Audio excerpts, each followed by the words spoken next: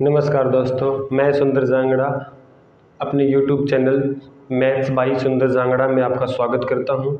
जैसा कि हमने पिछले 2 वीडियो में पढ़ा था यूक्लिड डिवीजन लेमा और उनके हिसाब से हमने एक HCF निकाला था, किस तरह यूक्लिड डिवीजन लेमा को HCF के लिए यूज किया जाता है। और आज हम यूक्लिड डिवीजन लेमा को ही यूज करके ये 2 एग्जाम्पल दे रखे हैं, इनको सोल्व करते हैं और देखते हैं कि कैसा इनको हल करेंगे। ठीक है, देखते हैं। ये उदाहरण नंबर 2 है, इसको करेंगे कैसे वो देखते हैं हम लोग।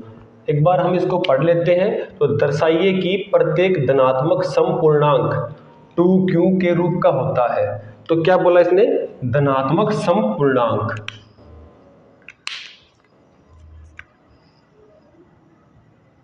ये पूर्णांक के बारे में हमने पढ़ा था और धनात्मक पूर्णांक क्या होते हैं एक बार हम उनको देख लेते हैं। धनात्मक पूर्णांक होते क्या हैं? धनात्मक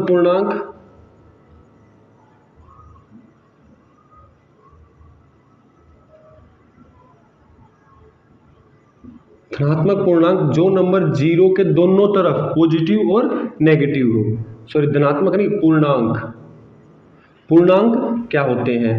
1 2 3 4 अप टू इनफाइनाइट। इधर से -1 -2 -3 -4 अप टू इनफाइनाइट। अच्छा, अब धनात्मक पूर्णांक क्या होते हैं? जो 0 के इस साइड जो है वो सारे धनात्मक पूर्णांक, और 0 के इस साइड जो नेगेटिव संख्याएं जो है, जो ऋणात्मक संख्याएं हैं, उन्हें कहेंगे हम ऋणात्मक पूर्णांक। बात किसकी हो रही है? धनात्मक समपूर्णांक। ठीक है, तो धनात्मक समपूर्णांक मीन्स जो सम संख्याएं हैं धनात्मक पूर्णांक में, मीन्स 2 4 ऐसे करके 6 8 ऐसे हम इनको बताते चलेंगे। अब कह क्या रहा है कि धनात्मक समपूर्णांक 2q के रूप का होता है तथा प्रत्येक धनात्मक विषम पूर्णांक। अब धनात्मक विषम पूर्णांक क्या होते हैं वो देख लेते हैं एक बार। ये धनात्मक विषम पूर्णांक होते हैं 1 3 और ऐसे करके हम चलेंगे। ठीक है, जहां q कोई पूर्णांक है और q हमारे पास कोई पूर्णांक है। देखते हैं इसको हम हल कैसे करें। तो सबसे पहले हम इसको हल करेंगे यूक्लिड विभाजन प्रमेयिका से। तो वो लिख लेते हैं। हल में लिखेंगे सबसे पहले यूक्लिड विभाजन प्रमेयिका क्या होती है। तो लिखेंगे यूक्लिड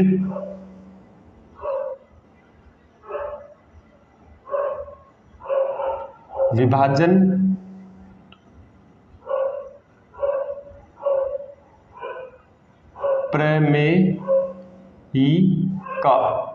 प्रमेयिका के अनुसार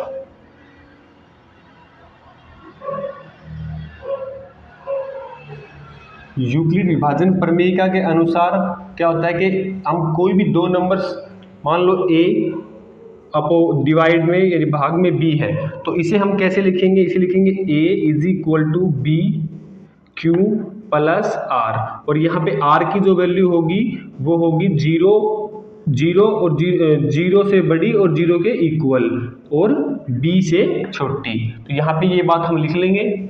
ये हो गई a = BQ + R, और R की जो वैल्यू होगी वो 0 और 0 से बड़ी लेकिन B से छोटी। ये हमारी हो गई यूक्लिड विभाजन प्रमेयिका। ठीक है, अब इसके हिसाब से ये क्वेश्चन कैसे होगा? ये देखो 2q, जो B जो है वो q का गुणांक होता है।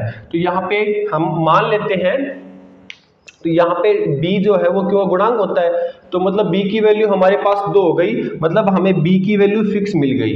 ठीक है, तो हम एक कंसीडर कर लेते हैं कोई भी एक धनात्मक पूर्णांक। ठीक है, तो माना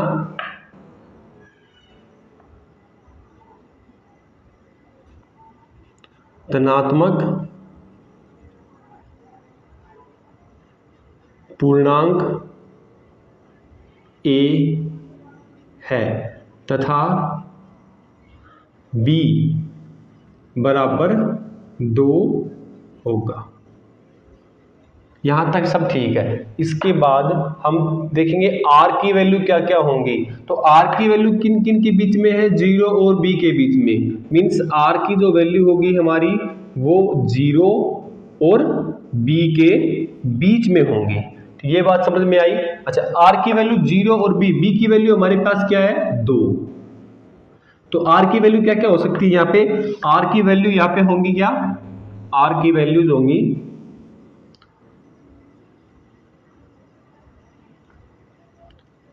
0 1। ठीक है, आर की हमारे पास 2 वैल्यूज होंगी। अब इनके केस चलेंगे, पहले हम आर की वैल्यू 0 लेके चलेंगे, उसके बाद हम आर की वैल्यू 1 लेके चलेंगे। इससे आगे देखते हैं हम लोग आर की वैल्यू सबसे पहले हम 0 लेंगे। तो फर्स्ट में आर बराबर 0 लेने पर 0 लेंगे तो ये हमें क्या बताता है कि A is equal to B, B की वैल्यू हमारे पास तो क्यू प्लस आर की वैल्यू 0। ठीक है, अब ए की वैल्यू हमारे पास क्या हो जाएगी 2 क्यू। और किसी भी नंबर को जब हम 2 से डिवाइड करते हैं और वो पूरा पूरा डिवाइड होता है, मतलब पूरा पूरा भाग उसमें चला जाए, तो मतलब वो सम संख्या है। आप चेक कर लेना सभी धनात्मक सम पूर्णांक को। तो मतलब यहाँ से 2 क्यू ये लिख देंगे हम, ये बात 2 क्यू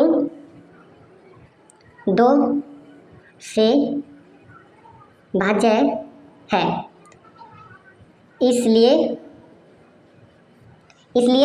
2 क्यू धनात्मक सम पूर्णांक है। ये हमने पहली बात को बता दिया कि धनात्मक सम पूर्णांक 2 क्यू के रूप का है। अब इससे अगली हम आर की वैल्यू क्या लेंगे 1, यहाँ पे लिखेंगे second r is equal to 1। तब हमें क्या मिलेगा वो हम इसमें रख के देखते हैं। तो ये हो गया A is equal to 2 Q plus R, R की वैल्यू 1। ठीक है, अब यहाँ से क्या लिखेंगे हम, ए इज इक्वल टू क्या हो गया 2 क्यू प्लस 1 से किसी भी सम धनात्मक पूर्णांक में 1 जोड़ दें तो विषम होगा, या फिर ये कह देंगे कि ये हमारा 2 से डिवाइड नहीं होगा। तो यहाँ पे लिख देंगे 2 क्यू प्लस 1 2 से भाज्य नहीं है, इसलिए 2 क्यू प्लस 1 धनात्मक विषम पूर्णांक के रूप का है। बस हमें यही तो बताना था इसमें कि धनात्मक सम पूर्णांक 2 क्यू के रूप का, ये हमने लिख दिया, और धनात्मक विषम पूर्णांक 2 क्यू प्लस 1 के रूप का है। अब इससे अगला हम उदाहरण नंबर 3 देखते हैं। उदाहरण नंबर 3 में क्या है, एक बार प्रश्न को पढ़ते हैं। दर्शाइए कि सम धनात्मक विषम पूर्णांक, क्या सम धनात्मक विषम पूर्णांक। तो विषम पूर्णांक के बारे में हम यही इस एग्जाम्पल में पढ़ चुके हैं, एग्जाम्पल नंबर 2 में, उदाहरण नंबर 2 में। और धनात्मक विषम पूर्णांक जो four Q plus 1 4 Q plus 3 के रूप का है। तो हमें पता चल गया, पिछले एग्जाम्पल में भी हमने देखा कि बी की वैल्यू हमारे पास क्या होगी 4। तब हम लिखेंगे क्या, माना हल में लिखेंगे सबसे पहले यहाँ पे लिख देंगे यूक्लिड विभाजन प्रमेय का, यूक्लिड विभाजन प्रमेय का, ठीक है, के अनुसार यूक्लिड विभाजन प्रमेय के अनुसार क्या है, यूक्लिड विभाजन प्रमेय कहती है कि a is equal to b q plus r, और r की वैल्यू हमारे पास यहाँ पे क्या होगी 0 और 0 से बड़ी, लेकिन r की वैल्यू b से छोटी रहेगी। ठीक है, इतना होने के बाद हम लोग क्या करेंगे हम एक धनात्मक पूर्णांक मान लेंगे, कोई भी a हमारा धनात्मक पूर्णांक है, माना धनात्मक पूर्णांक क्या है, माना धनात्मक पूर्णांक a है तथा b की वैल्यू हमारे पास 4 है। तब r की वैल्यू हमारे पास क्या क्या होंगी, r की वैल्यू 0 और b के बीच की होती है, तो b की वैल्यू हमारे पास 4 है, तो यहाँ पे हो जाएगा 4।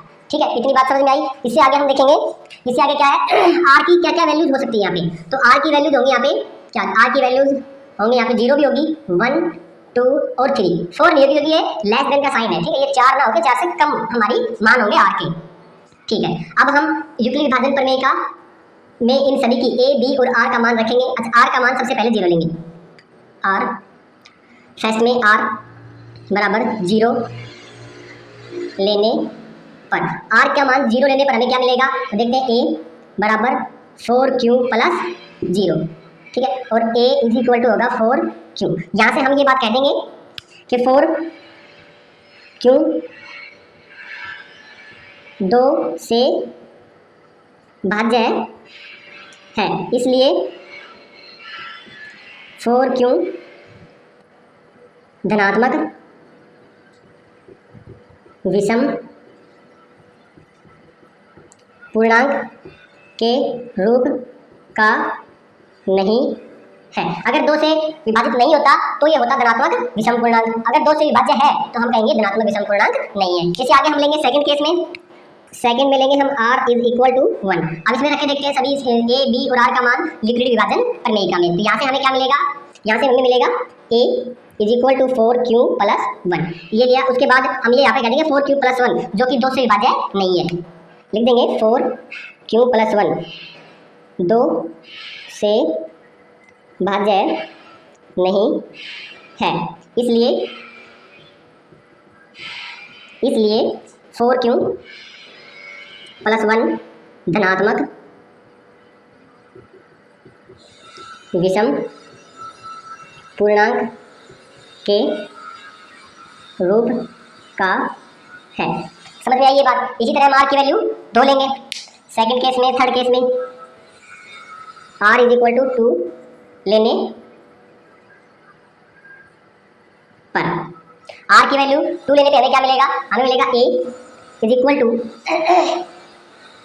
ये मिलेगा a is equal to 4q plus 2। अब हमें इसको आगे सोल्व करेंगे तो हमें मिलेगा यहाँ पे 2 कॉमन ले लेंगे, दोनों में वेरिएंट क्या है 2 को हम कॉमन ले लेंगे, तो हो गया 2, ये बच गया 2q प्लस 1। अब ये नंबर जो है 2 से कट जाएगा क्योंकि एक फैक्टर 2 जो है, एक गुणनखंड अभाज्य गुणनखंड 2 बाहर हमें दिख रहा है, तो नीचे अपन में 2 करेंगे तो 2 से 2 कैंसिल हो जाएगा, मतलब ये 2 से भाज्य है। तो हम लिख देंगे यहाँ पे, लिख देंगे कि 4q प्लस 2 4q प्लस 2 2 से भाज्य है, इसलिए 4q प्लस 2 धनात्मक विषम पूर्णांक के रूप का नहीं है। समझ में आई ये बात। अब हम थर्ड पार्ट उधर करेंगे, सॉरी फोर्थ r की वैल्यू लेंगे हम 3। यहाँ पे देखते हैं हम r की वैल्यू 4 लेने पर 4 लेने पर तो हमें क्या मिलेगा, a बराबर 4q प्लस 4। यहाँ से हम 4 को कॉमन ले लेंगे तो ये हमारा हो जाएगा 4q प्लस 1। अब 4 तो 2 से 4 तो 2 से पूरा भाज्य है ना, तो यहाँ पे होगा कि 4q प्लस 4 ये वाली संख्या 4q प्लस 4 2 से भाज्य है, इसलिए